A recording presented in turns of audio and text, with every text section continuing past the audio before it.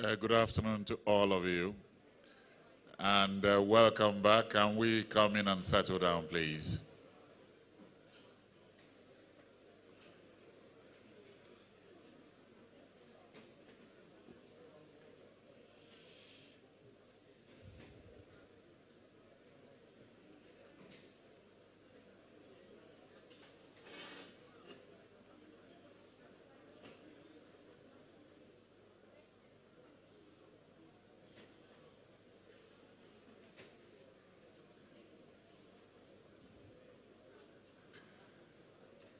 I hope you people didn't take very heavy food for lunch, because the rest will run on autopilot more or less.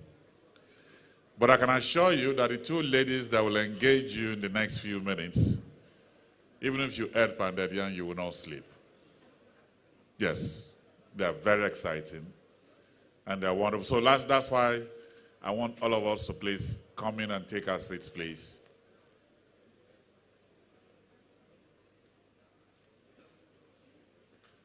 Our time is already fast spent. Let me welcome them to take their seats up here, and then they will be speaking to us one after the other. Let me welcome first the CEO of Shade Room, Angie Wando, CEO of Shade Room. Can we...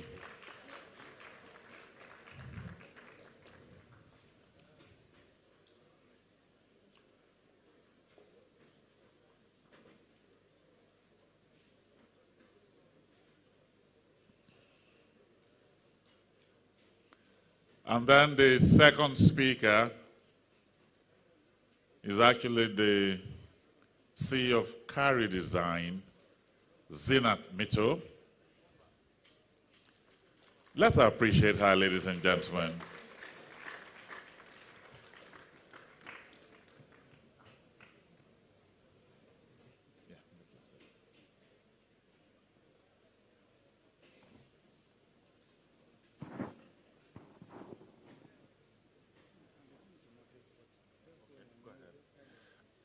All right, so the two ladies are already seated.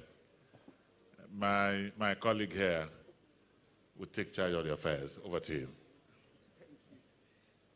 Okay, thank you very much, Abere. And once again, everyone, let's put our hands together and just celebrate the moment sitting in the room. You know, there is something about the beauty of enterprise. It's the vivacity that we put into it that brings the engine of our innovation alive.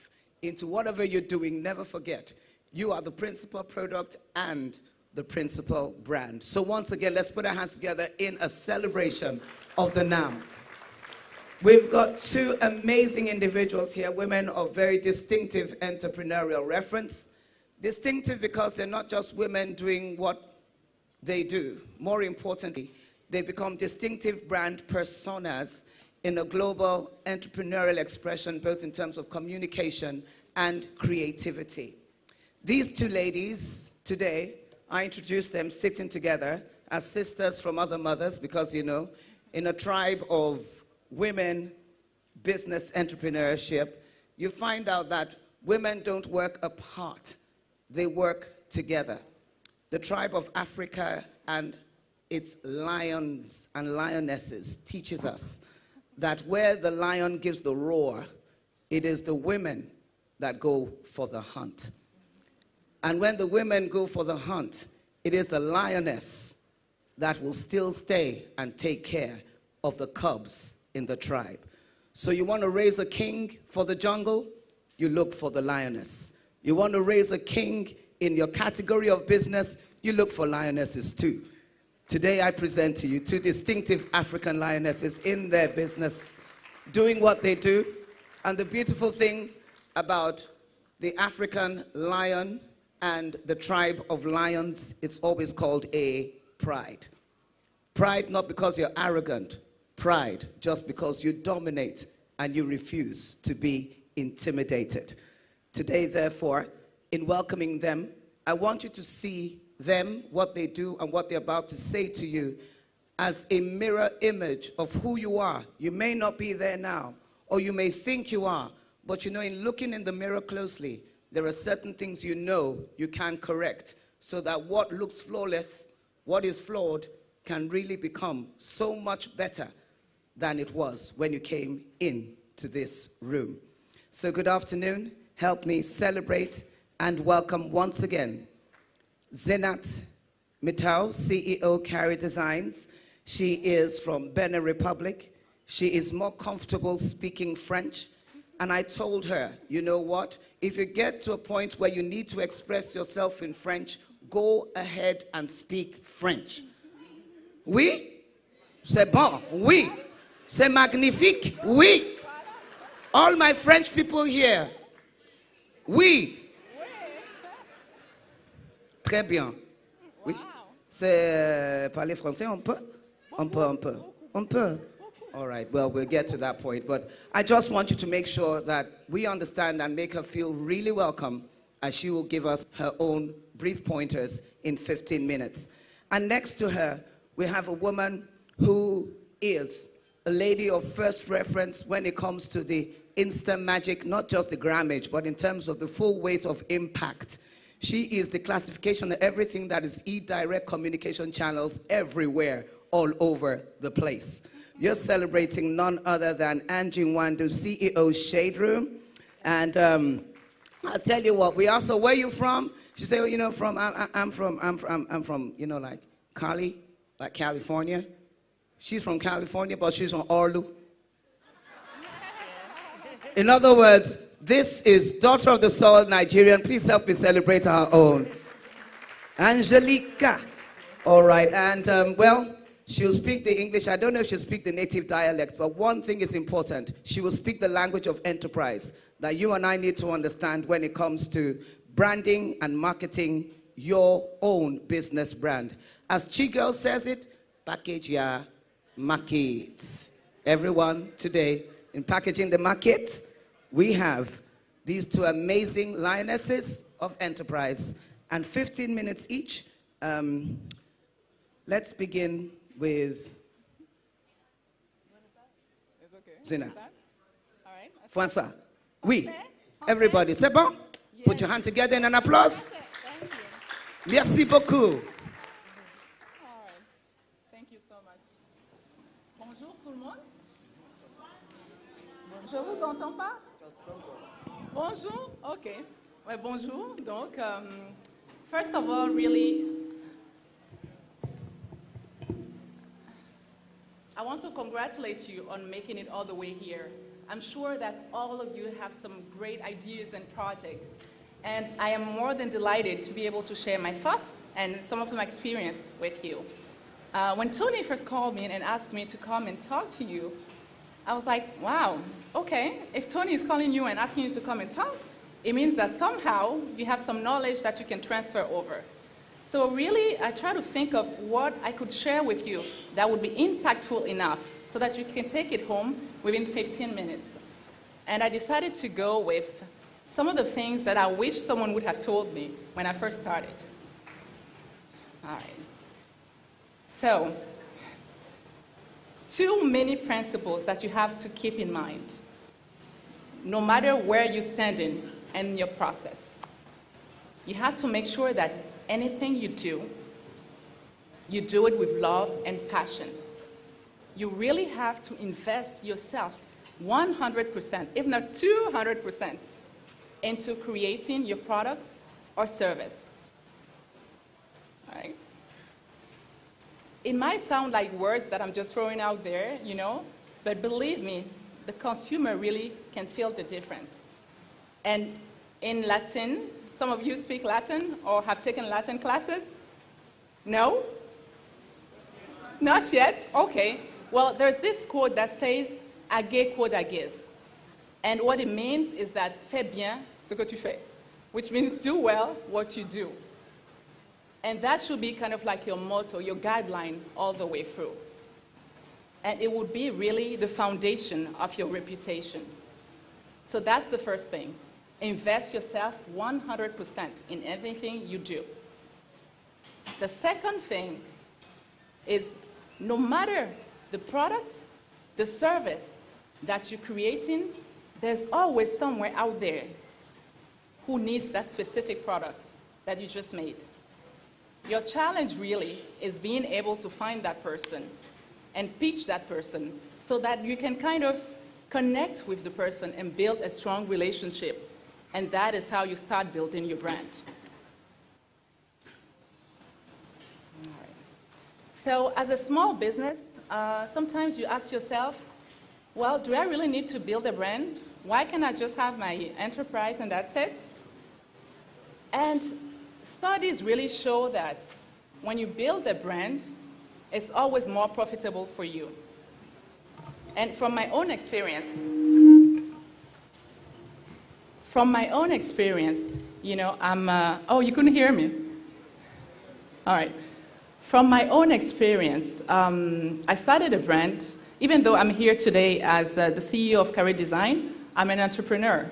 So as an entrepreneur, you know, I've tapped into some other businesses. And I started a brand called Jouvence. And even though that's not my core business, it's a wellness business. And it's something that I was really, really passionate about. So I decided really to go along and set up that business. And I invested myself really 100%. And when I did that, and I invested myself and created the brand and made sure that I had the right target for that brand, I was just sitting there one day, and then I got a call from Canal+. You know Canal+, right? No? It's an international network. Well, I think the Francophones can relate more about Canal+, right? Okay. So I got a call from Canal+, and they were doing the pilot for a new show who was celebrating really successful, I would say, African people. And I was just blown away and amazed that, wow, how did Canal+ even hear about me? You know, I don't make that much publicity, if not at all. So how come they're coming to me? And the same thing with Jeune Afrique. And what I learned from that experience was really that they were coming because I was able to build a brand. They were coming because my customers had a really, really nice and extraordinary experience. And that created brand loyalty. And that is what really made them start, you know, to kind of talk about and sharing the experience they were having in my spa. And the word of mouth working, everyone heard about it, even though I didn't myself communicate. So for me, really, constructing your brand is important, even if you're a small business, because it would give you a competitive advantage. You know, people can identify easily to your brand. When out on the market and looking for products, they would have other products, you know, just like yours, but because they know your brand, because it reflects quality, they can identify to it, and they will easily go and purchase your brand than something that they've never heard about. Now, when you decide to create the brand, there are some steps that you have to go through. When I decided to create Jouvence, well, one of the first things that I did was, first of all, make sure that in my market, did I have competition? You know, is there a market for it?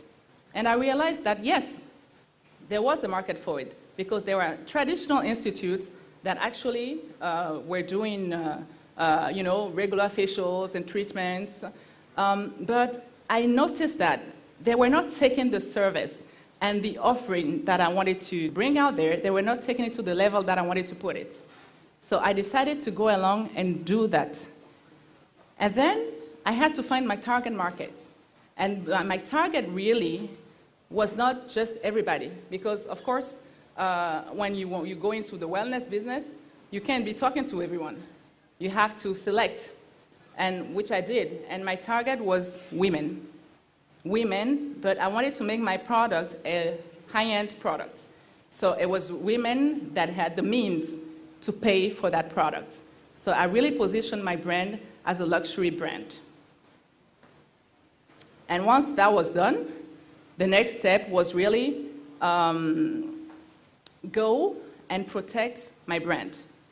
That's something that's really important, because most of the time, you know, I don't know for Nigeria, but I know in my country that a lot of entrepreneurs, start businesses, but they don't think about going all the way through and go to the African Intellectual Property Agency so that they can secure the brand name. Because what happens is that if you don't do that, and someone else come out and offers the same products and uses your name, and that person goes to the organization before you, then all the efforts you've made, you've just wasted your time, because that will belong to that person. So it doesn't matter even if you started first. So that's something that you really need to keep in mind, that whenever you decide to go on and build your brand, go to that organization and secure it. Once I did that, I had to come up with the name.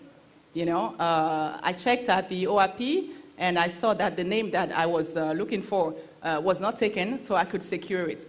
But I had to think of that name. Was it the appropriate name? And how did I want people to relate with the name?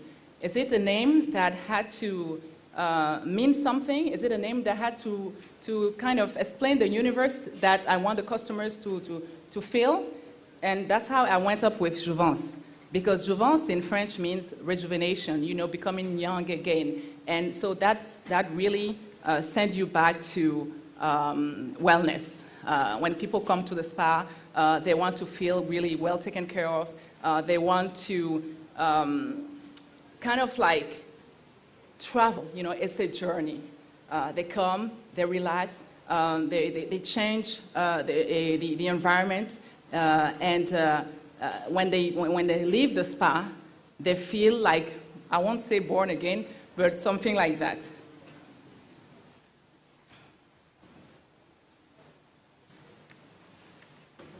After I decided on the name, my next step was really, how do I want people to identify it? I needed a visual identity. With Jouvence, my visual identity had to be related to the business I wanted to get into. So I decided that it was going to be color-wise, it was going to be something bluish, that can, when people see it, they can refer to the sea, and also calmness. And that's how I brought the brown color. I wish we were doing a PowerPoint presentation, that way I could share it with you, but that's okay. So you had sea, you had the brown color, the blue color, and you also had the typo that were very elegant and slim, to make it very kind of like luxury brand. I'm really insisting on the logo because that's how people are going to recognize you. And the logo is going to be on any other support. That's going to be how you're going to communicate. So it's important that you do something very memorable, something, I won't say extraordinary, but something really good, and that people can identify easily. Like the Nike swatch, for instance. When everybody sees it, they know that it's Nike. With that being said, that was my experience in the spa business. But coming back to my core business, which is communication, I had an issue with determining what I wanted to do with it. When I first started my communication business, I didn't want to think of it as a brand, because in my market, really, there were so many communication agencies. So I was like, okay, is it even worth spending money and make that a brand? Or you just start, and then you see how it goes. And that's exactly what I did. And as the years were passing by, I noticed that, well, even though there were so many agencies out there in the market, there was still room for me because I differentiate myself with whatever was out there. There were a lot of complaints about people not being professional enough, not being reactive, and so forth. So really, I put a focus on doing better than what was already there. And that's how it slowly started to become a brand. And even though I started small, You know, I was getting governments calling me. I was getting government from other countries as well calling me. I was getting international institutions calling me. And I'm like, excuse me, how do you even know about career design, you know? But funny enough, career design was into communication, but some people who knew about Jouvence and knew that actually I was the one who even decorated the spa, started coming to me also and be like, can you please help us out, you know, and set up this office? And slowly, the interior decoration also started to come in. And I ended up having kind of like an umbrella brand strategy where I was using the same brand for both businesses. But at this time, the interior designing is taking so much space that I have decided actually to really kind of separate both and give a clear identity to the communication and another identity to the interior designing. So I went along with a name like Style de Vie, which means in French, lifestyles, because I wanted something that people, you know, when they heard, they would know what to expect. And really, with your brand, that's what it should be. When people hear about the brand, your vision should be kind of like transferred over to them. They should know what they expect, the values of your brand, and then the vision. The vision being, in a few years from now, where do you want to be? And my goal really was with Jouvence that in a few years from now, within 5 years, because I'm getting hotels calling me, international channels calling me, and wanting me to set up spa in other countries, but within the sub-region. My vision was like within 5 years, instead of being a local brand, to become a regional brand. I'm not going to say an international brand, because like I said, you know, I'd rather start slowly. And then if time proves it, and then I'm getting more offers, why not, you know? Voilà. Is everyone following?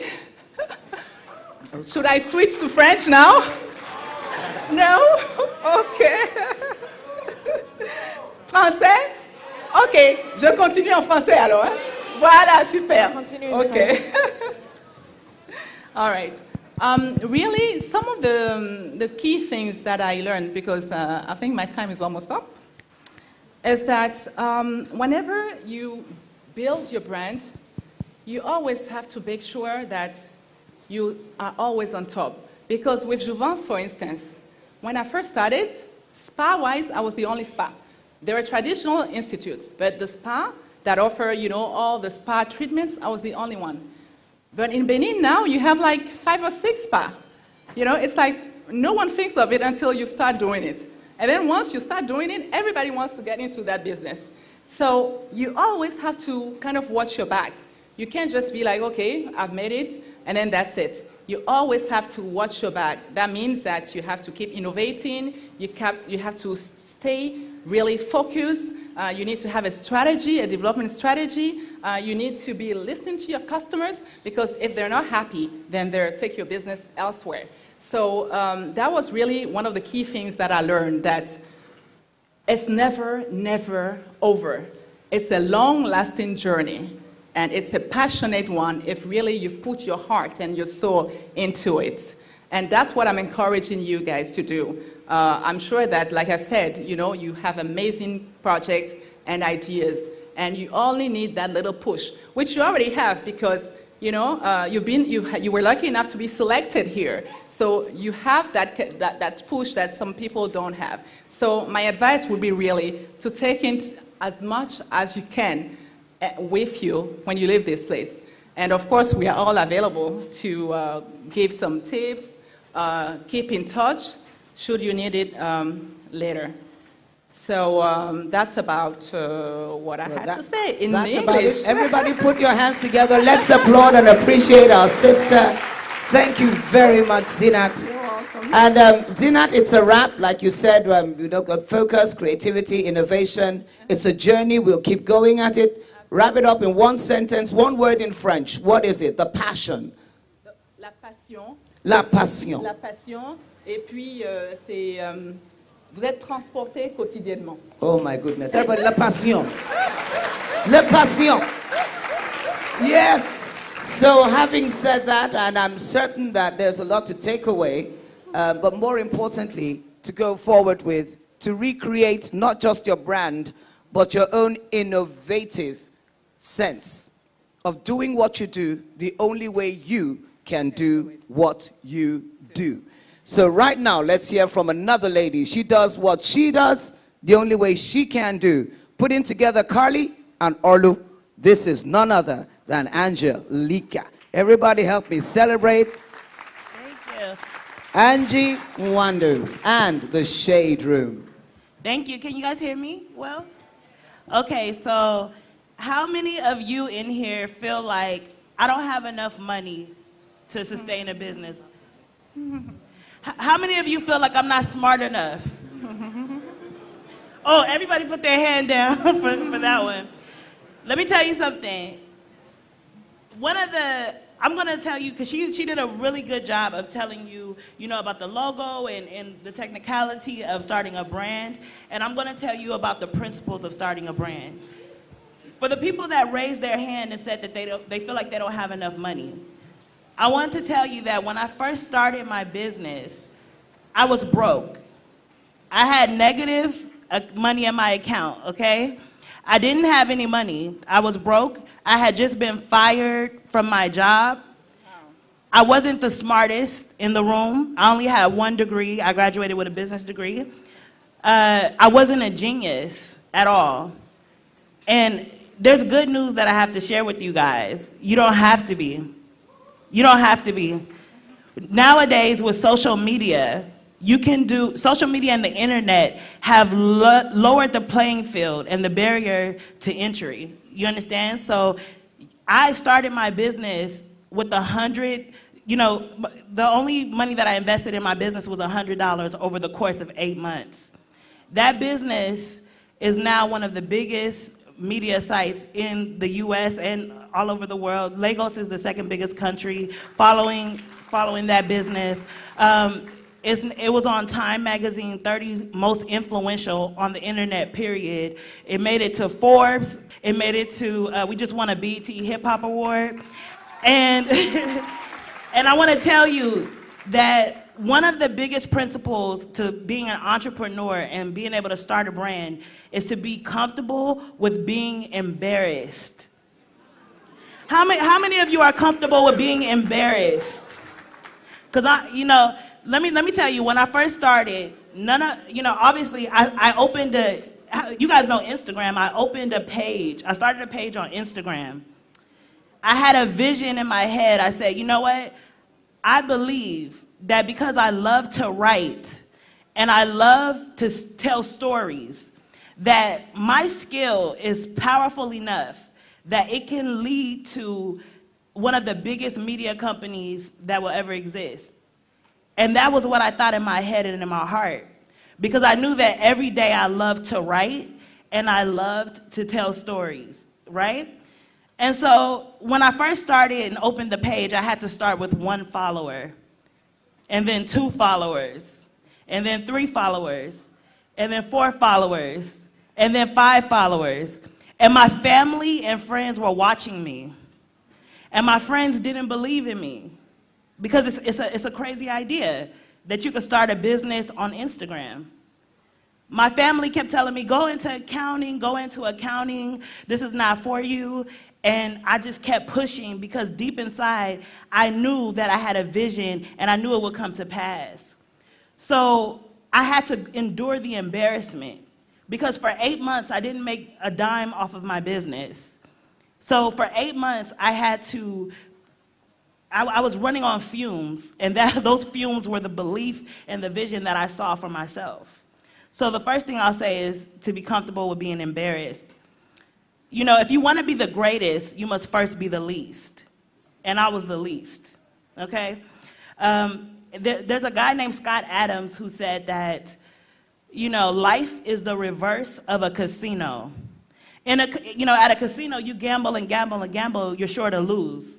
The more you gamble, the more money you lose. But in business, the more you gamble, you're sure to win, you know? So I would say take a chance, take a risk, because eventually you'll stumble upon something that will work. I had a business before this business that failed, and then I tried again, and this was the business that was successful. The second thing is, how many of you, and please be honest, your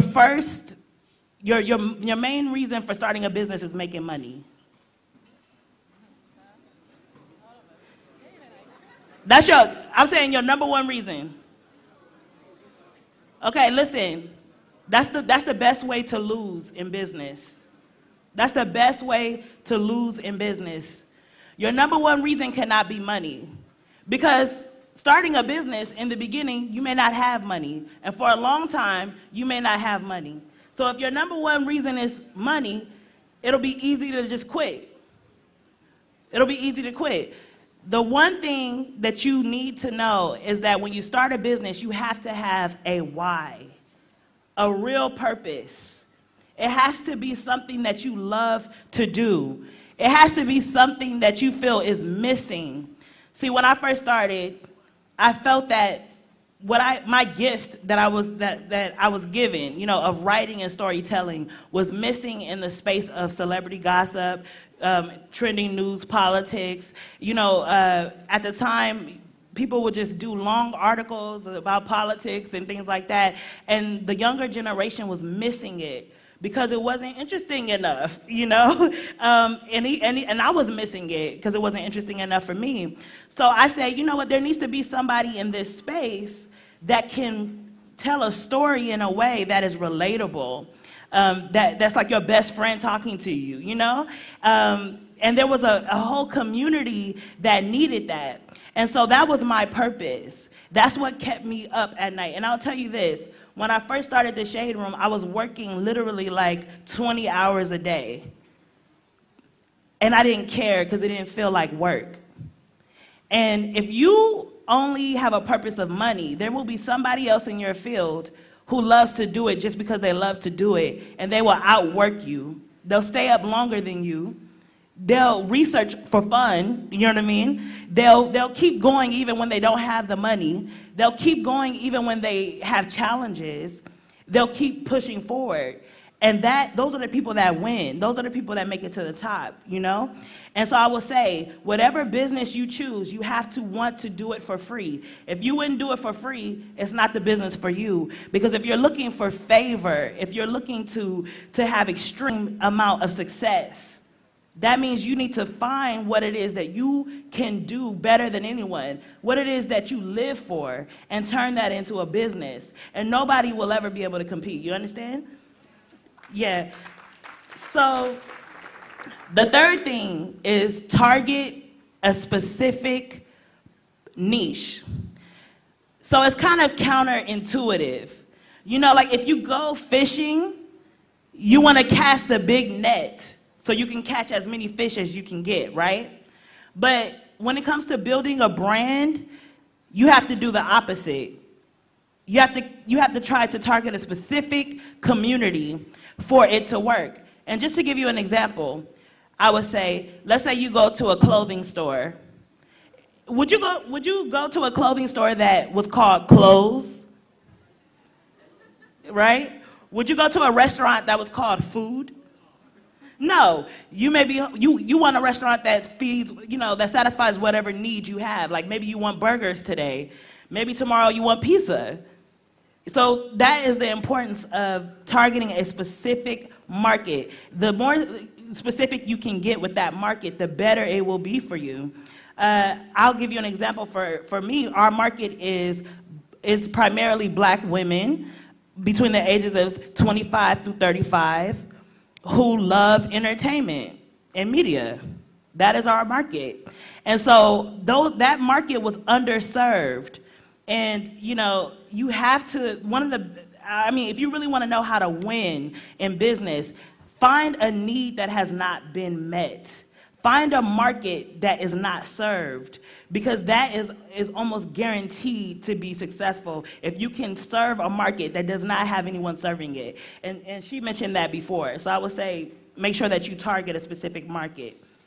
The fourth thing is to know if you have a strong brand, you have to be able to have organic growth. People laugh at me because, you know, our business, we didn't spend any money on advertisement. And even, you know, now we only spend maybe $1,000 a month on advertisement, which is insane, to thinking that we get over 4 billion impressions per month. But we only spend 1,000 on advertisement. And I'll tell you why. Because our business was able to grow from word of mouth. People read the Shade Room, they like the content, they send it to their friends, they send it to their family, they send it to, you know, their co-workers, and that's how the brand was able to grow. So if your business cannot grow organically without advertisement, without any of those things, then you have to rethink your business model. Because the test of a true business and brand and the test of a good product is something that can grow on its own by, you know, the customer's word of mouth, okay? It doesn't matter if it takes you, you know, a long time to see a huge return.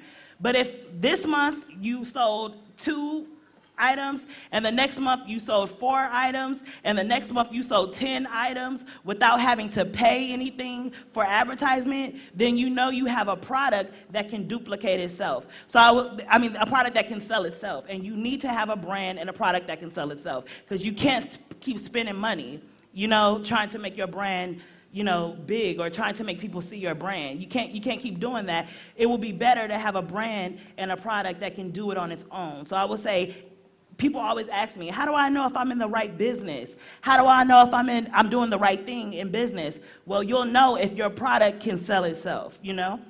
So that's that. The next thing is, you have to listen. How many of you guys have a boyfriend or girlfriend that tells you you don't listen? You raised your hand? I'm talking to you guys, okay? I'm talking to you guys. If your boyfriend or girlfriend tells you you don't listen well, or if your kids tell you you don't listen well, your family tells you you don't listen well, please solve that. Because to be a great CEO, you have to be able to listen. A lot of people don't like to be told what to do. You know, a lot of people think that they're too smart, they're too, you know, genius to be able to be told what to do. But one of the best things that has worked for my advantage in business is being able to be told what to do. It works for a brand because you have to listen to your customers, and you have to listen to your audience. You have to listen to your employees. A lot of people, what? A lot of people think, oh, you tell your employees what to do. Well, I'll tell you this. I'm the head, right? I'm the head. They're the body. And if the head does not listen to the body, you get sick, right? You have to listen, because your employees will tell you things that you don't know. You know, your audience will tell you what they want and what they don't want. You know, and so you have to pay attention, and you have to be humble enough to take in the information and listen. The sixth thing is creativity. Okay, who is the best creator? I want to ask you guys, who is the example of the best creator you know? Who? Wait, I can't hear it. What? Yes, God. Of course. God is the example of the best creator that you ever know of, right? Why is God the best creator? I'll tell you. Because he only has to create once. He doesn't have to keep coming back and making the grass grow. You know? He only does it one time. And you know how God only creates one time? Because what he creates has a seed inside of itself. Everything he creates has a seed inside of itself. And so when you want to think about being creative, and you want to think about, you know, having a creative business, remember, my business has to have a seed inside of itself. And everything that you invest in when it comes to your brand and when it comes to your business has to be able to multiply. If you can't see that idea multiplying into something bigger and bigger and bigger and bigger, then think of a new idea. Because you need to model yourself and your creativity and your creation after the ultimate creator and how he creates. The seventh thing is adaptability. Let me tell you something. I was researching on some of the most adaptable, insects and animals, and I came across the Sahara Desert ant. Okay, the Sahara Desert ant can take extreme heat of up to 122 degrees Fahrenheit, okay? And that's its advantage. Because the way that it frames its hunting strategy is that when it gets it waits until it gets extremely hot to about 113 degrees or above. And that's when it hunts. Because all of the other insects cannot take the heat. So they run. And so they leave all the food for that ant to be able to take it, right? Okay, they telling me to hurry up, y'all. I'm almost done. So basically, that is the strategy that you need to have. You need to be able to adapt with the times. I'll give you an example of some adaptable brands. Apple. Apple first started off doing computers, right? And then it branched out to phones, iPads, and all these different things because they began to adapt with the times. Facebook started off just, servicing college students, but the brand needed to grow and needed to get bigger. So they opened it up and now they're a social media giant. You have to be able to adapt. When magazines went away, they had to, magazines are not completely gone, but the internet is challenging magazines and newspapers.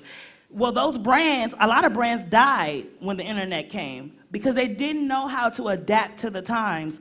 If you have a business and you want longevity, the times are not always gonna be in favor of your business.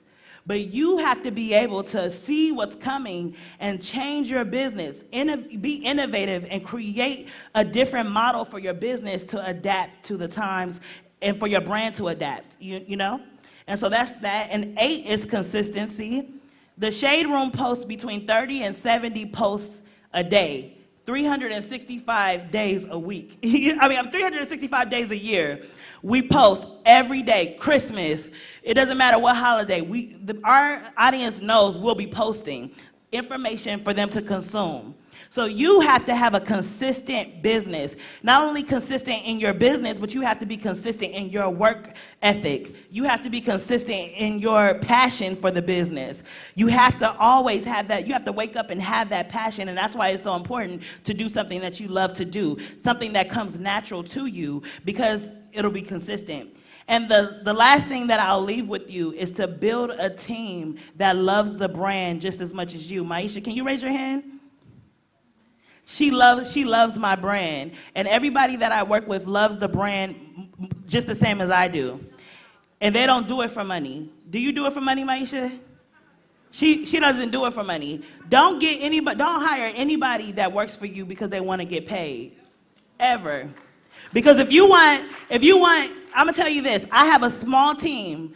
I have a team of 20 people. And we have been able to rival media companies that have staff of over 3,000 people. And I'm gonna tell you how. Because if you get somebody that loves your brand as much as you love your brand, the heart of that person is worth 20 people alone. So I have a staff of 20, but they multiply them by 20, because that's how much they're worth to me and my brand. And so that's what I would say. To sum it all up, you guys can do it. You don't need money with the internet. You don't need money with social media. You don't need to be the smartest. You just need to be able to hold these principles and be able to work towards something that you love, and you'll win. Because I was the least. Okay? And now we have one of the greatest media brands out there. And so that's what I'll say. Thank you so much for having me.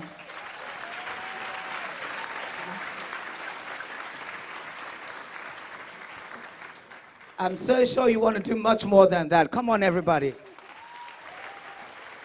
No. Make it sound like you have a heart. Make it sound like you're part of the movement. Come on.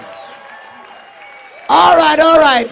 Tell the truth and shame the devil. How many followers of the Shade Room are in this room right now? Live. What? Okay, if you're not connected, get connected now. I give you 2 seconds. All right. At the Shade Room. All right. You know what? It's at the Shade Room. But right now, like we've heard it from Angie Wando, it's much more than just your business. It's the heart of the business. And I love what she said. She said if you've got 20 people who have their heart in the business with you, then it's 20 times 20. So we're celebrating 400 of your staff and 200 million followers. And what else? The world really has become a place where you can rock it, groove it, and brand it with your own name. Somebody just put your name right there. What's in your room with you? You got to watch what's in your room with you. Because whatever's in your room with you will either kill you or resurrect you. So we've got to do what will give us life and bring those dreams. So we've heard it from the 2 ladies, the 2 amazing lionesses, and the principle of enterprise is what? What's your name? What hit you? Well, I just like the way when she spoke about organic growth, why it's more important for you to start building slowly and get loyal clients than kind of like to do a big sale and then have to resell. It's because the seed is in, starting little by little. I love that about the seed. How many of us know that the seed in you is much more than just the idea, it's the dream. But wake up. Dreams don't happen till you wake up and get active with it. Right? Who's asking me a question? Yes, sir. And your name is? Well, what's your reaction first? Okay, for me, I think I have... Your name? My name is Zion Oshiobuge. I like to say that I learned one thing today about the Sahara Desert ant, that you can take the heat. And that's what we all need to learn, how to take the heat, how to be resilient. So I'm going to go research about that ant. I'm not an ant, but I'll research about that ant and know what to do. Great. How many of us realize that economically right now things are hot? Really hot. So what does that mean? It's so hot, you got to get up because there's something you can do that'll make a difference too. All right, everybody else is hiding from the heat. But you got a generation right here and now that is coming out and is going to do something. So I'll take one more question from you, sir. Yes, ma. Olalekan Bankole. I have a question for you, ma. Instagram, Facebook, these are social media that we need as tools to promote our business brands. But when we come to some business, like for example, I'm in agricultural sector, and so for some time now we have been trying to put a lot of agro products on Instagram, and you discover that very few people, 1 or 2, maybe in months, will just follow you in sectors that are not quite interesting. Because we are looking at your Instagram here, and I could not really decipher what actually you do and stuff like that. So we are Africans, that we are into the raw business sector, how do we pull crowd into our Instagram and Facebook? Thank you. Alarajo, thank you. Actually, you got to be actual. Time is real.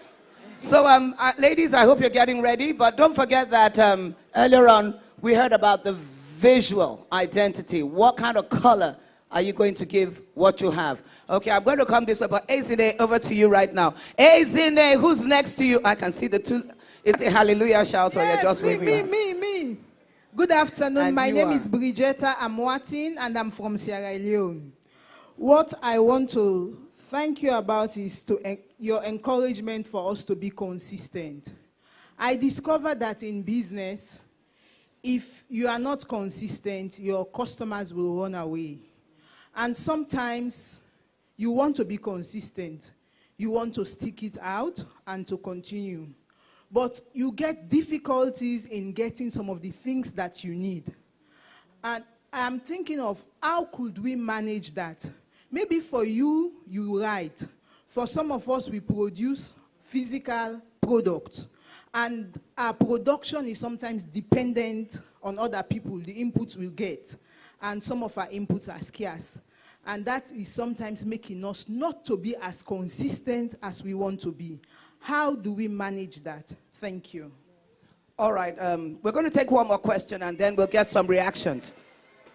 Ezine, choose the one with the biggest biceps. Merci beaucoup. All right, he's wearing a flag. Bénin, Oscar Adon, ingénieur système et réseau. Je suis le manager de SCASNet Technologies, qui est un laboratoire de conception de solutions numériques innovantes. Je représente tous les francophones. Hein. I represent all French speakers here, okay? Yes, so my first question is, enfin, it's not a question. The second speaker, can you please, in French, summarize everything so that the remaining, you know, will at least understand what you are saying? From the beginning, we were only speaking English. It's like a discrimination. All right. Yes, that is it. Yes, yes. So I take this as an opportunity, okay? And I tell Tony Elumelu Foundation that I'm a system engineer. So I can build a system that will convert, or let's say... Bilingual. Yes, I can build a system for the next forum. Thank okay. you. Great guy, great pitch. Thank you. All right, all right. I'm going to take... We'd like you just to respond to some of that, and we'll come back to the questions again. So let's, we're not asking you to translate into French right now, but from both of you, let's have some very quick answers to some of the questions or reactions to what has been said. Thank Yes. you. So, okay, so Angie? she said, she spoke about consistency and how to be consistent.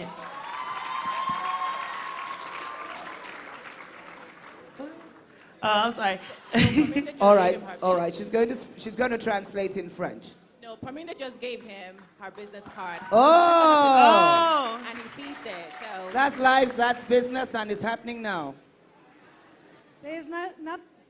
So she spoke about being consistent, but how to be consistent without, you know, if you have a product to develop and you may not have the resources, right, to continue to develop the product. Well, the first thing is, you know, to obviously take your time in developing the product, and also, you don't want to rush yourself. But the main thing is you have to ask, what else can I offer the client? There are a lot of businesses that can offer products, but they also create a community for their audience. And so you want to make sure that you have a community, because when you have a community, you can be talking to them about other things while you're waiting to give them their products. You know, a business that can just sell a product is, it's just a singular business, one-dimensional business. You want to ask yourself, how can I create a community so that while they're waiting on my project, we're talking to each other, we're communicating with each other. I'm still, fostering that relationship between me and my loyal customers so that they don't just run.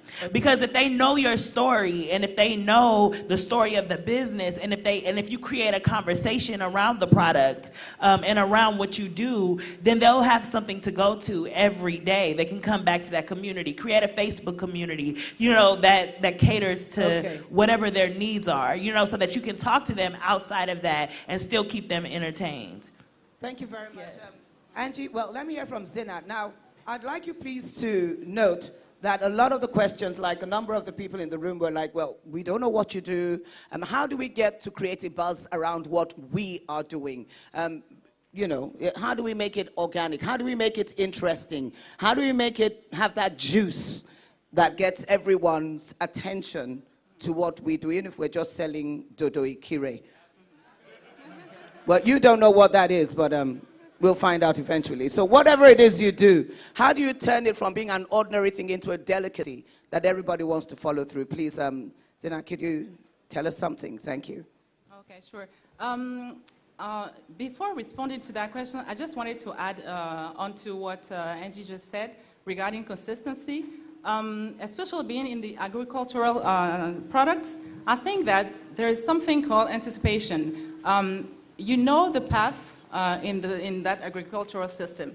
So, of course, there will be times when, because of the weather, you won't be able to produce enough. If you anticipate enough, because you know that path, you can, how do you call it? Récolter, right? You can recall, Exactly. You can harvest ahead of time. That way, it enables you to avoid, that shortage. Because shortage is not really good. Because as much as you try, consumers can be patient, but they can only be so patient, especially being the agricultural business. They need food now, so they will go to the next person. So you can avoid that by trying to anticipate and organize yourself ahead of time. And that you can do through a really, really good marketing research that you would have done first. Now, coming back to we're doing something and we want everybody to know about it. It all goes back to what Angie and I said. It's about how much of your time you invest on that thing. It's about how well you know your customers, your target.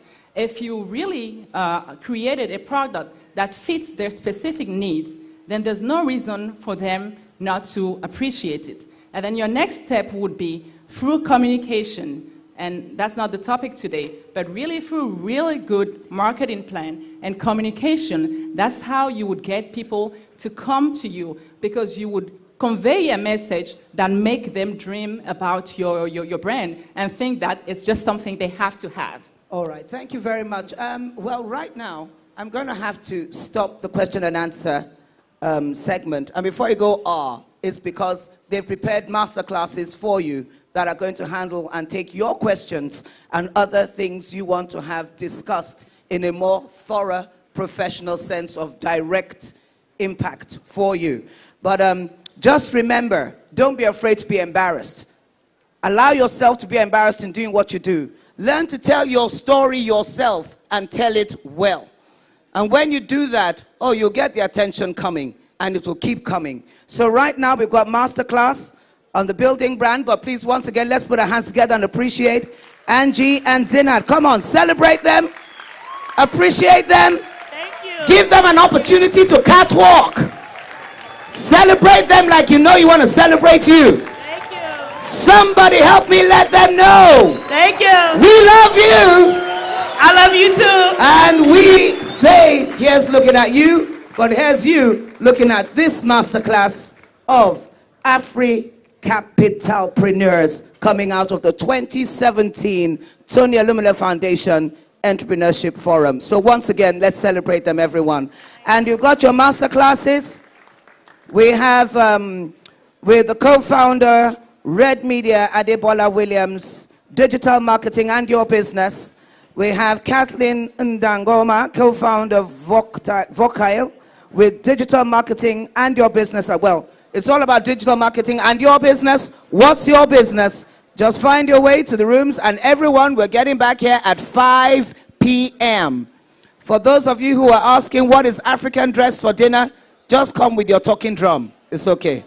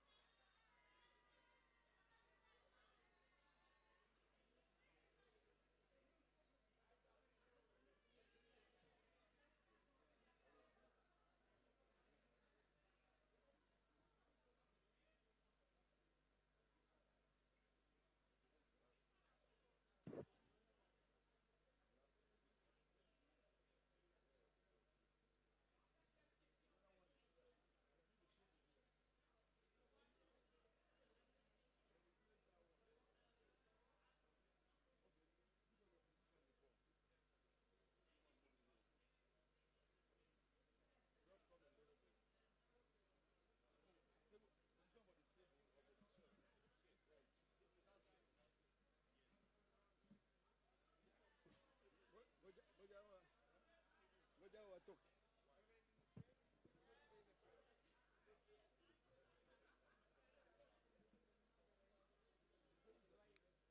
like to point. Unasikia? Wanaonekana?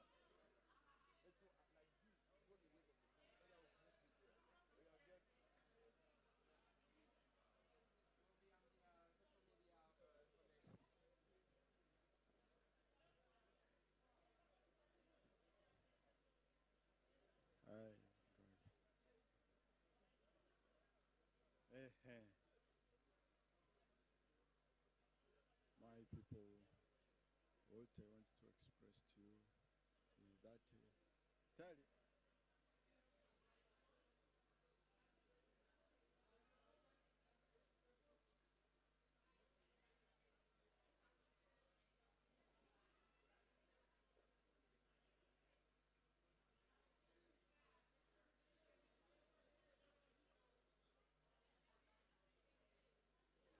Unasikia?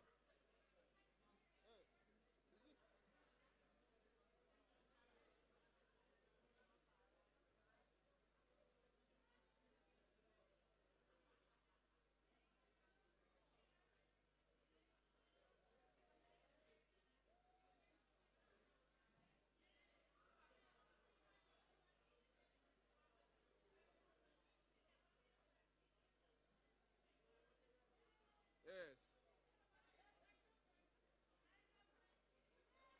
Umeshachukua?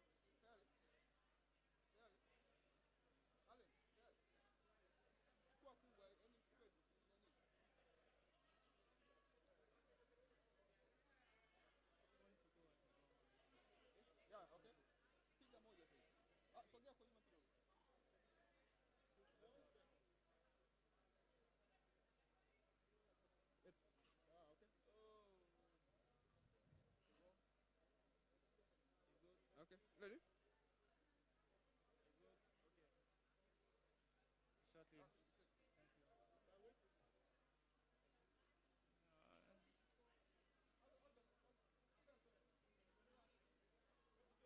Again. For talk.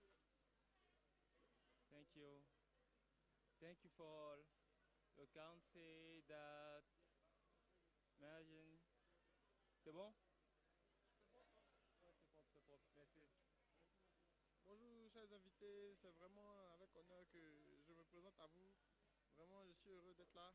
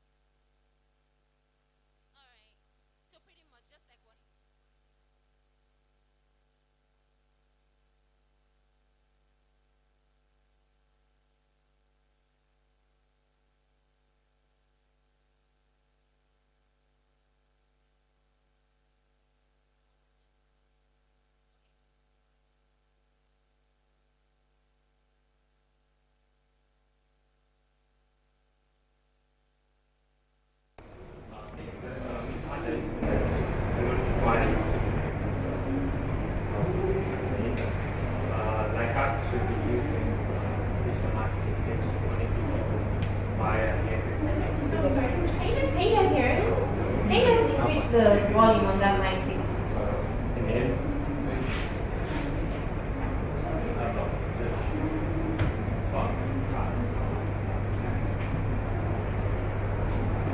And then, personally, we've been using, my name is Dawanda from Mozambique. We've been using digital marketing not only on the basis of Italy, but I think it's the use of all electronic media that you can use to reach the people in terms of marketing. So we've been using digital marketing using normal messaging, which is using the USSD and sending interactive messages with people. they do not use the internet, but we use from there. But it can also be used on that way, where we don't need to use the internet. I don't have audio here. We're just going to take one more, just one more so we can wrap up the session. Don't worry, my voice is loud enough. Okay, perfect. Can we all hear you? My name is Chris Udewu. I am the CEO of Crystal Defense Limited. In one word, digital marketing, for me, is taking the conventional marketplace, which I classify as the known, to the unknown, which is the Room old 3. Very I did audio in know, room 3. and people that you don't know, which means it gives you a wider reach. That's why I call it. All right, amazing. So I just want to point out the fact that even on traditional marketing, where you have, television, press, you still get to reach people you do not know. Actually, that is even harder because there you do not know. Getting feedback is going to take a longer time. So for us, this is me trying to identify it to you. Most people seem to think about digital marketing and then they think it's like numbers and brackets and letters and symbols. Absolutely not. That's not what digital marketing is. If you have a Facebook page and you kind of have an understanding of how to sell your market, if you can take a selfie and put it up, you pretty much should be able to, go about selling your market using the same strategy. Now, I like what all three of you have said. I mean, you've touched it at every point, and it's been really apt. So thank you so much for your feedback. So the question for us now is why digital marketing? Why should an SME be on a social media channel? Why should you use digital marketing, right? Now you have a business and you want to reach the world. You want to reach 60 million people. But then you can't just achieve this by going door to door and saying, yo, have you heard about my product? Have you heard about my new product? How do you think about it and getting feedback at the same time? So you need a platform that connects the world because you want to hear about people. You want people from Madagascar to hear about your product. You want people from Asia, countries of Asia to hear about your product. You want people in Eritrea to hear about your product. You're going to reach them, but it's going to take a longer time and it's going to be more expensive. Where SMEs, we don't want to spend money, right? We just want to do what we can do the cheapest, easiest, fastest way, right? Okay then?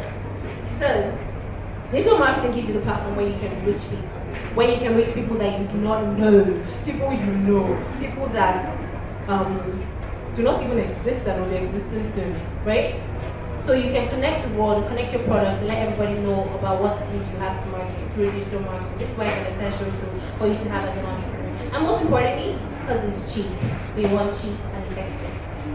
Now, when it comes to digital marketing, the first thing you need to know is your audience. If you don't know your audience, it's kind of like winking in the dark because you don't know who you're marketing to. If you don't know who wants to buy your products, as a producer, as a business owner, you know that, you think, Tomiwa, who wears black, is going to like black candles. But here's the deal. There's Tokwe who wears white, who would absolutely love black candles, right? But the most important thing for you to do is know your audience on your space. Now, you have some people that will set up their social media channels today and start running ads today. That's never the way. It's just like a relationship. You should treat this as a relationship with an individual. You want to know the people that are following your business. You want to know what it is they will like, what it is they will comment on, what picture would be mind-blowing as far as they're concerned. You want to know all these things. So these are things that you should put together before you proceed and venture into the world of the unknown, quote and unquote. So you want to know if you have the trendy people following you alone. You want to know if you have the muscle builder, gym people that all they do is eat protein and go to the gym. You want to know about the protein shake guys, right? You also want to know those that are family oriented and always think about their friends. You want to know that way you're able to communicate in the right way to them. And it makes selling your product faster. It makes selling your market faster, right? We're going to get to the point where you'll be able to, do this analysis, and I'll talk you through that real quick. Now, number 2 important commandment is for you to know your platforms. Now, we've mentioned a lot of things, and we've said Facebook. Facebook is the leading platform, actually. And even in Africa, it has the highest number of people. And I can tell you that for free, right? So everybody knows Facebook. Then there's more.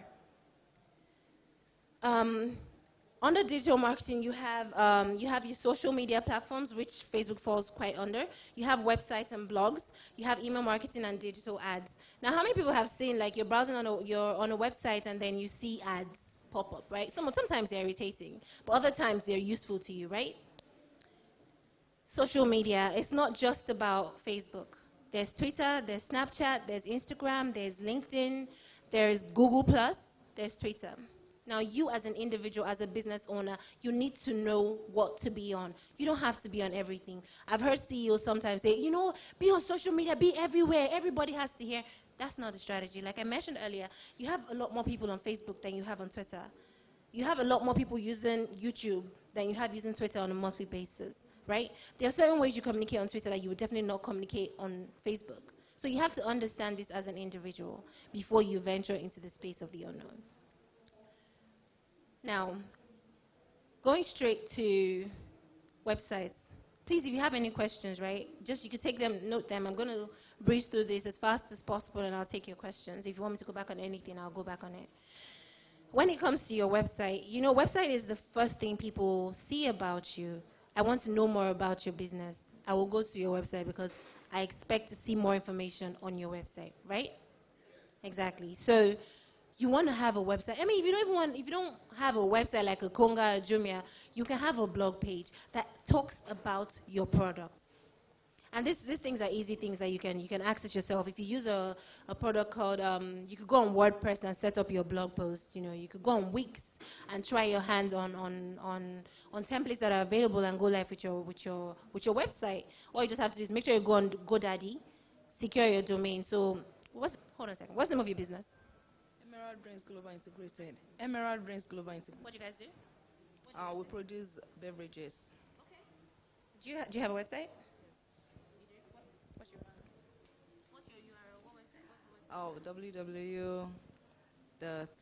www.emeralddrinksglobalintegrated. The name is long. .com. Awesome. Okay. Awesome.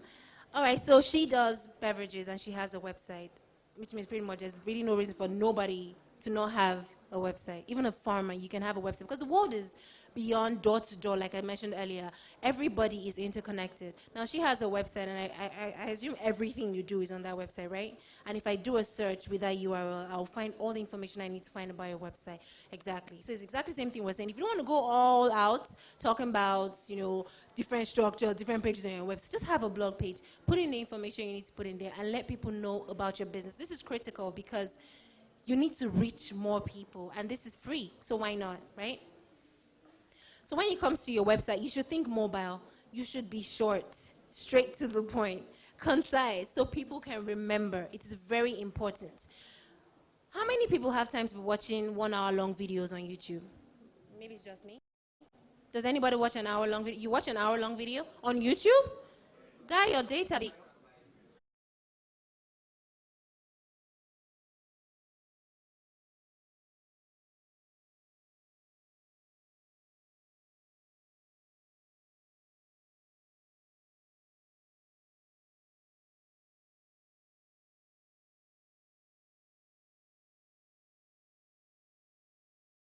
Here. You will see everything that is in here. You see keyword planner, keyword planner, keyword planner, keyword planner, keyword planner. As you repeat it over and over again, you want to take notes of things like that. Content is still king. Still tying this back to the fact when you're writing something, if you don't have the right content, if you don't have the right keywords with your content, it's an F9. You have to just focus on your keywords. And please don't have just one. Have a long list. Have as many as possible. You want to start with 20, and then see how you can spread that through your blog post for consistency, and so you can reach the right people when they search for certain keywords. I said think about mobile. I don't know about you all again, but I'm not going to read this. You read one. You're not going to read this, is it? Nah. Yeah, so this is what you want to do. So you want to make sure everything is straight to the point. I don't have to struggle to see what it is you're saying. I don't have time. And also you should know you have competition. Nobody has time, but then there are also people trying to get the attention of your customers. So you have to make sure you are straight to the point. Because if you give me this, I'm not going to bother. I'm just going to go out. and check for the person who has my time to present the information this way. So you have to focus on that. You have to be concise. You have to make sure that your text is readable. Don't be like this guy. Please don't be like this guy. Be like this person. You have to make sure that you use themes that are consistent with your brand. Just like the previous session, you are aiming for, in as much as you want to sell your products, you're also aiming to leave a legacy. Like Tony Elumelu would say, he wants to leave a legacy. He's not just, wanting to be a banker. It's not about what you have in your bank account. It's about the legacy you leave behind, right? So you want your brand to leave a legacy. You want your brand to live on even after you.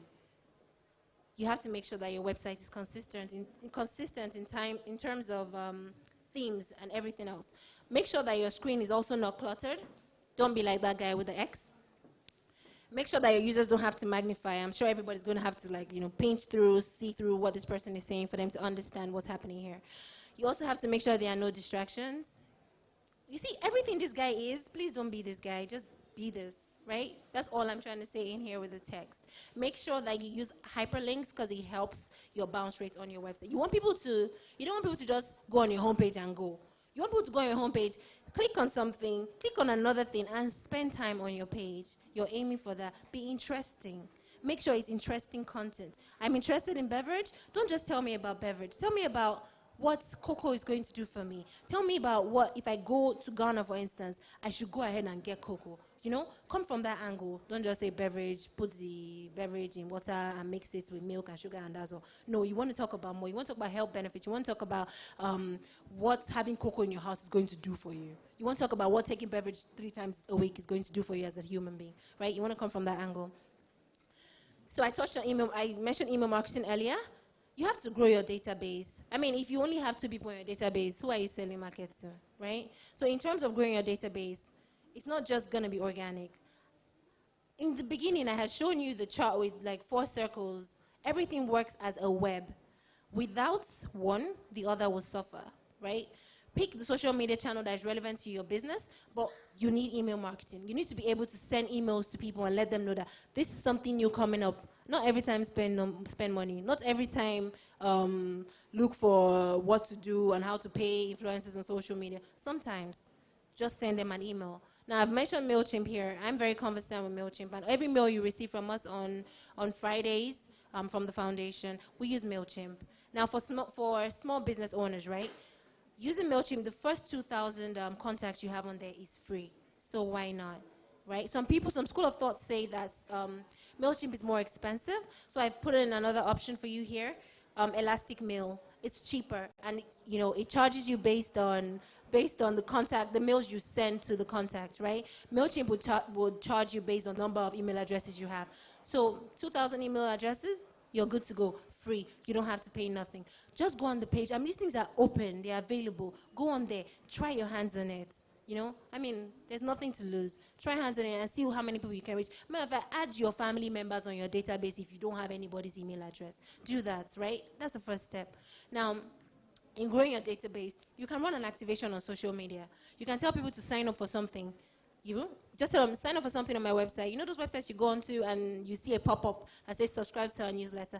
That's how you grow your database, because I will subscribe because you have something important to tell me, right? If your website's not interesting, I'm not going to subscribe. What do you want to tell me? Do you understand? So everything links. It's like a web. If your website doesn't get my attention, there's nothing you can say to me. So you grow your database via, platforms like that. Have pop-ups, and then everything can sync back to your MailChimp account or sync back to your Elastic email, and you're able to remarket to these people for free, at least for the first 2,000 people you have on MailChimp. Like I mentioned earlier, you have to decide your mailing theme. This still goes down to your branding. If your branding is green, don't go on MailChimp and use blue. You have to be consistent. You have to stick to one theme. Now, I mentioned earlier that content is king. It is still king even in email marketing.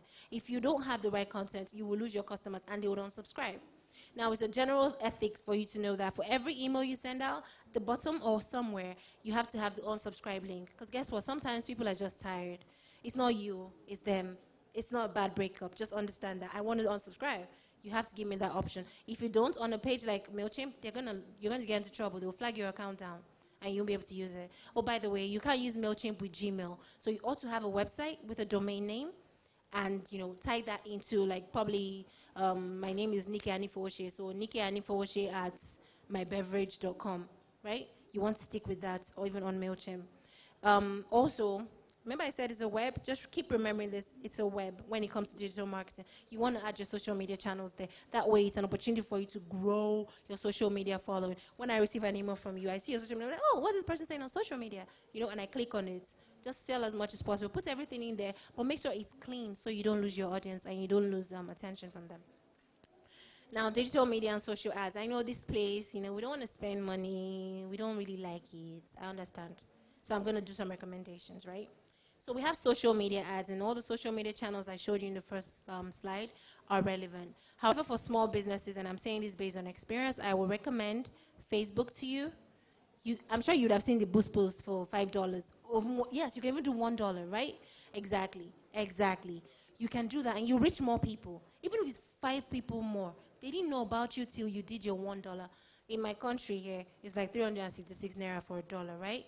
So if I spend 366 naira, I'll skip my lunch and then use $360 and push my market. At least you get 5 new customers. That is something. Get 5 new customers every day, consistency, little drops of water, you get your ocean, right? So I would recommend Facebook and Instagram. It's owned by Facebook. So Facebook and Instagram are platforms you want to look at. It's cheaper for you to run.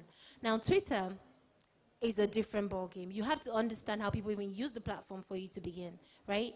So you have 140 characters. You want to get your point home as fast as possible and as briefly as possible. You want to look at running Twitter engagements. You want to look at running Twitter engagement ads, right?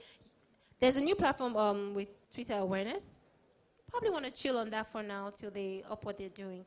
But I would recommend strongly that you use Facebook and Instagram to reach your audience. For starters, if you're not on Instagram, if your business has no business being on Instagram, don't be on it because the ads are cheap. Don't forget, you want to grow organically. You don't want to be spending $1 every day, right? So be where it's relevant for you.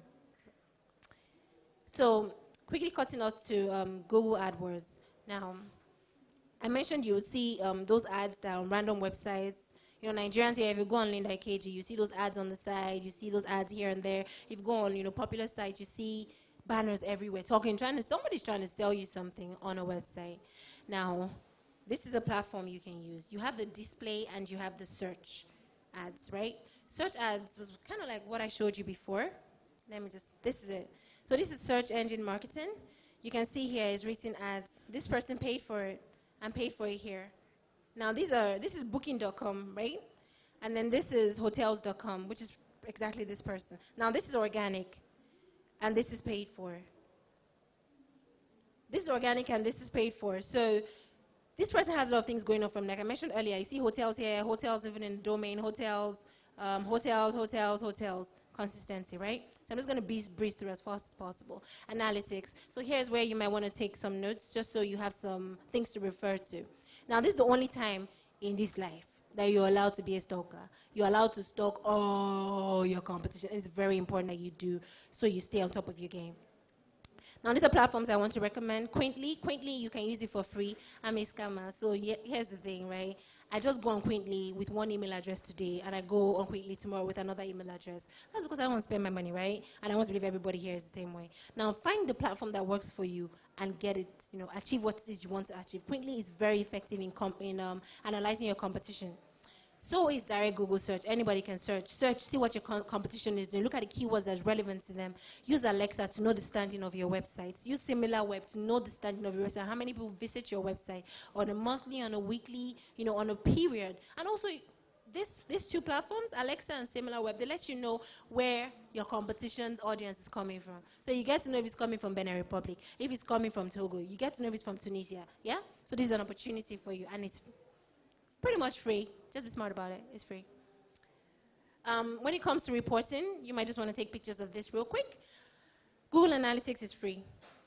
Put your code on your tracking code on your website, and you're able to get your Google Analytics. You know how many people are on your website right now. You know how many people are visiting your website on a weekly basis. You get to also know where they're coming from. Know if they're using mobile. You know what it is, that is working for you.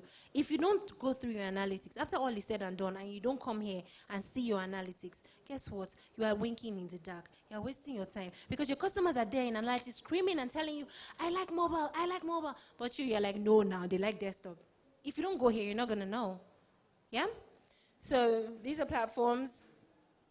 These are paid for, so you might want to take a chill on it for a bit. Google Analytics is free. You might want to go through this. You will learn a thing or two.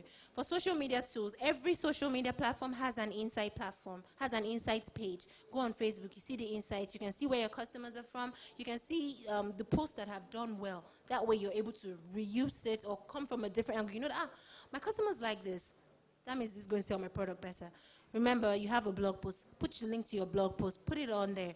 And sponsor your ads if you want to. You know, you're able to reach more people and you're able to make more sales. So this is general tools that would help you. These are tools that have helped me personally.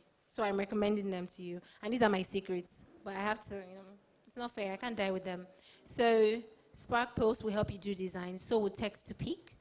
Afterlight will help you edit your pictures. So if Instagram is your focus, you want to have Afterlight. It would help you a lot. These apps are free, by the way. So you can just go to your Play Store or your Google Store or your, what's the iOS one? Apple Store? Yeah. And get any of these apps. They're free. You can go for Square FX. There are times you want to post something and the picture is probably too big. You want to reduce it. You can do that with Square FX. Giant Square is also another way, you know, it's an interactive way of making your post on Instagram, for instance, especially Instagram. Boomerang is an app by Facebook, similar to Instagram somewhat, but then you can use the posts to share them on other platforms. So I would recommend that everybody goes through the Tony Emelu Foundation social media pages. You will come across most of our posts. This is some of the platforms that we use. So you want to go on there and see how well you can replicate the same thing for your business to reach people. Okay, so these are the apps. If you ever see us on Instagram, or probably you saw one of our ads and that's what brought you to this program, these are the apps that I've used. So you might want to try them out. I'm sorry? I didn't get that. Who? Oh, hold on for a bit. I think this is the last slide, so take your time. Can you get the slides? Sure you can. How? So I want to believe that everybody in here has like their names and email addresses. Here's the thing, yeah, we all have access, but I need to know the set of people in this class. But, okay, so it's all right. We'll find a way to get it across to you. After this is over, everybody's slide is going to put up on the website. I will put it on the website so you can see it. Is that all right? Okay. All right, so I think this is the last slide, actually. So I'm leaving the floor open for questions if anybody has any. Is there an extra mic? Are we going to be doing this?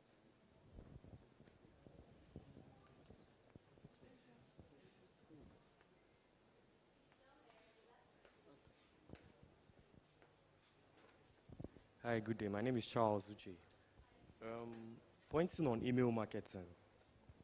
Aside subscribers, would you advise people to market with email? And if yes, how can they go about getting their target? Did you get that? Getting their emails. Email marketing, would you advise email marketing for startups? And how would they go about getting their emails? Usually people use email marketing for retention.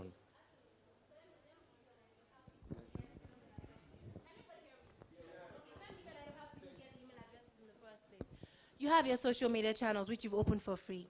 Go on there and tell people that I'm probably giving one of my products for free. Sign up here. Or if you don't have a product to sell, and probably it's a service you offer, you want to tell them that on your website. Sign up for more.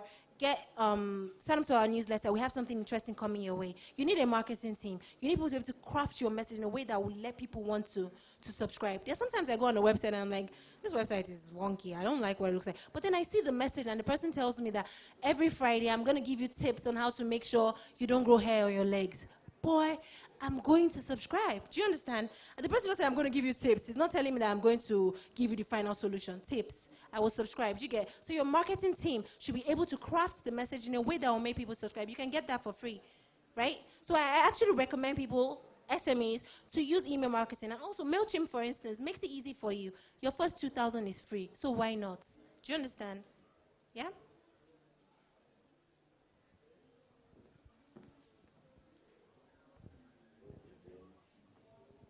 I can hear you, I can hear you. I'll take one question, 5 questions.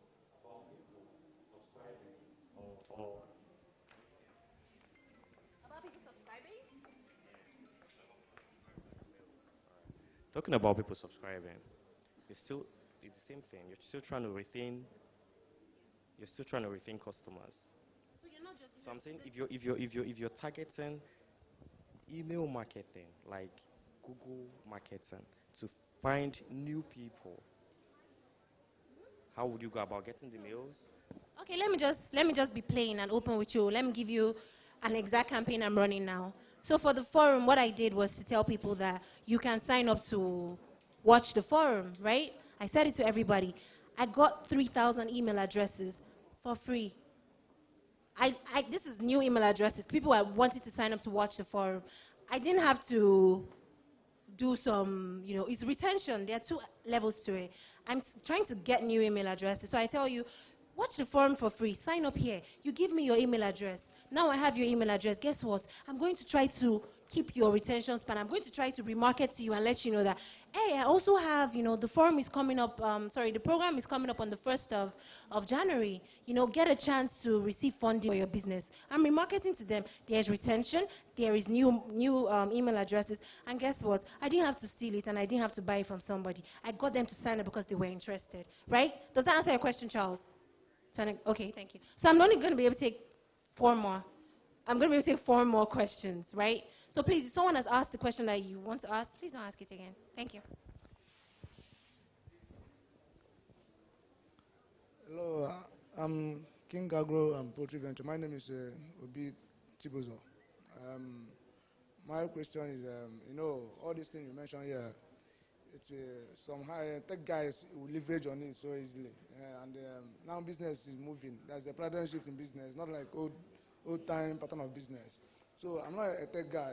There's some things I can do here, but there's some I can't do. Do you understand now? So what do you advise? Do we need to outsource or need to go and do extra training to leverage on all these platforms for our business to move on? You can't know everything, right? So last year, a lady came up on stage and said one of the Elumelu entrepreneurs helped her build her website. This forum is not just for you to come and learn. It's for you to network, identify your entrepreneurs that can help you. Trade by barter. I help you, you help me on my website, I help you with this thing. You don't have to know everything. I am doing well in this space because this is my job, this is my bread and butter, this is what I wake up and think of all day long. I don't expect you to know as much as I do because that's not what you think of all day long, right? So outsource where you can. Building websites is not your thing. Outsource. Facebook can be your thing because you have a personal life, right? So you don't have to spend all your money.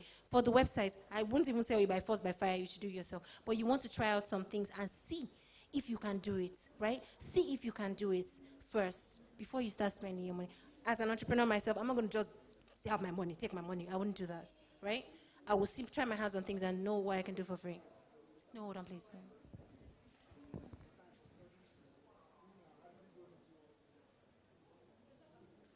All right, thank you so much. My name is Patrick. I'm in the ed sector. We have some Facebook page for my business and that of my wife. But there's something we discovered that the thing was growing organically, but it was going outside our target. Yes, it's like the target audience were no longer in Nigeria. Most of the people were asking for the stuff outside of Nigeria. Though we run an ad eventually, but most of the market still. So how do we, overcome such? Okay, so that's an indication, number one, to you that you have a large pool of market outside this country, and it should help your business. You should be able to guide your business into targeting something that will be easily accessible for those people. Now, if you want to limit your business to Nigeria, I would recommend to you that you use Nigerian slangs, number one. Like I said, content is key.